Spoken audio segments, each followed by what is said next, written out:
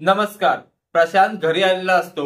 पाहतो तर काय, एका खोलीतून आवाज येत असतो. प्रशांत म्हणतो, आई तिकडनं कसला आवाज येतोय?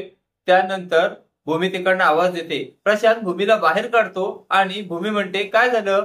त्यावेळेला प्रशांत म्हणतो, अगं ताई तू आतमध्ये कशी काय बाहेरून कडी? त्यावेळी भूमी म्हणते, मी तुला नंतर सांगेन, मला आता आकाशकडे गेलं पाहिजे. त्यानंतर भूमी आकाशकडे निघून जाते आणि प्रशांत आईला म्हणतो, तू भूमीला का अडकवून ठेवलीस?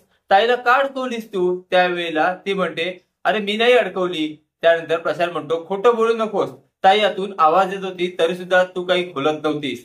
मला आता कळतंय ना, तूच ताईला डांबून ठेवली होतीस आणि ताईने सुद्धा मला तसंच सांगितलं. प्रशांत आईला बरंच काही बोलत असतो. त्यानंतर ती म्हणते, एक लक्षात घे, मी तुझी आई आहे. त्यावेळेला प्रशांत म्हणतो, तुला कळत नाही का ताई आपल्यासाठी काय काय करते? ताईमुळेच बाबांचा पायबरा झाला. असं सगळं काही ताई करत असताना सुद्धा तू ताईला त्रास देतेस. त्यावेळेला निलांबरला काय बोलावं तेच कळत नसतं. तेवढ्यात प्रशांतचे बाबा बाहेरून येतात. त्यांना बाहेरून घरात काहीतरी गडबड झाल्याचा आवाज येत असतो. ते आतमध्ये शिरतात आणि म्हणतात, प्रशांत काय झालं? त्यावेळी प्रशांत म्हणतो, तुम्ही आईलाच विचारा काय झालं ते.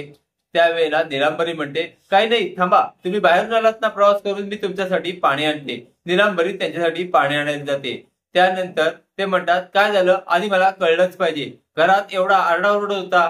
त्यानंतर प्रशांत सांगू लागतो, अहो बाबा, ताईला आईने घरामध्ये कोंडून ठेवलं होतं. आकाश जिजू त्यांची सगळी प्रॉपर्टी महाजनांची ती रागिणी आत्यांच्या नावावर करणार आहेत. त्यामुळे रागिणी आत्याने तसं सांगितलं होतं की ताईला तिकडं पाठवू नका. म्हणून ताईला आईने एका खोलीत कोंबून ठेवलं होतं आणि मी आलो म्हणून ताई आज बाहेर पडली आणि आता ती तिकडे अडवायला गेलेली आहे. ते ऐकल्यावर माधवरावांच्या तळपायची आग मस्तकात जाते. माधवराव म्हणते, अगं निलांबरी, तुला एवढं सुद्धा कळत नाही का? आणि माधवराव रागारागाने निलांबरी जवळ जातात आणि निलांबरीच्या एक खाडकन कानाखाली मारतात. ते बघून निलांबरी खालीच बसते. निलांबरी म्हणते, काय आज तुम्ही माझ्यावर हात उचलला? त्यावर माधवराव म्हणतात, जरा उशीरच झाला माझा हात उचलायला. ते बघून प्रशांतला सुद्धा बरं वाटत असतं, कारण निलांबरी ही त्याच्या बहिणीसोबत म्हणजेच भूमीसोबत चुकीचं वागत असते. आता प्रशांत सुद्धा खुश असतो आणि माधवराव म्हणतात, जे काही घडलं ना त्याच्यामध्ये तुझी खूप मोठी चूक होती आणि ती तुला अजून सुद्धा कळत नाहीये. निलांबरी, ह्या गोष्टीचं मला खूपच वाईट वाटत आहे. भूमीचे बाबा म्हणतात, अगं निलांबरी, तुला ही जी शिक्षा दिली ना ती कमीच आहे. तू माझ्या भूमीच्या बाबतीत किती काय काय वागलेस. मी याच्या आधी तुला काहीही बोललो नाही, तरी तू तुझं हे वागणं काही कमी केलं नाहीस. तू प्रत्येक वेळेला माझ्या भूमीला अजूनपर्यंत त्रासच देत आलीस आणि तुला कसं कळत नाही, तू अशी भूमीची प्रॉपर्टी दुसऱ्याच्या नावावर होताना का मदत करत आहेस? त्यावेळी निलांबरीच्या तोंडून खरं सत्य बाहेर येतं आणि निलांबरी म्हणते, अहो, ती सगळी प्रॉपर्टी रागिणी आत्याच्या नावावर झाली ना की ती माझ्या पोनूच्या नावावर होईल.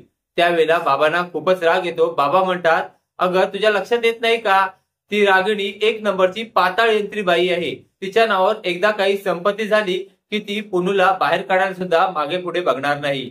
त्यावेळेला तुझ्या एक लक्षात आलं पाहिजे, भूमीच अशी मुलगी आहे जी तुझ्या पुनूला प्रत्येक वेळेला मदत करत राहील आणि भूमीच्या बाबतीत तू असं वाईट वागत आहेस. त्यावेळेला निलांबरीला आता सत्य कळलेलं आहे. निलांबरीचे कान उघडणी चांगलीच प्रशांतच्या बाबांनी केलेली आहे. आता प्रशांतचे बाबा पुढे काय काय करणार ते पाहणे नक्कीच कमालीचे ठरणार आहे. असेच मालिकेचे नवनवीन अपडेट पाहण्यासाठी व्हिडिओला लाईक आणि चॅनलला सबस्क्राईब करायला विसरू नका. थँक्यू.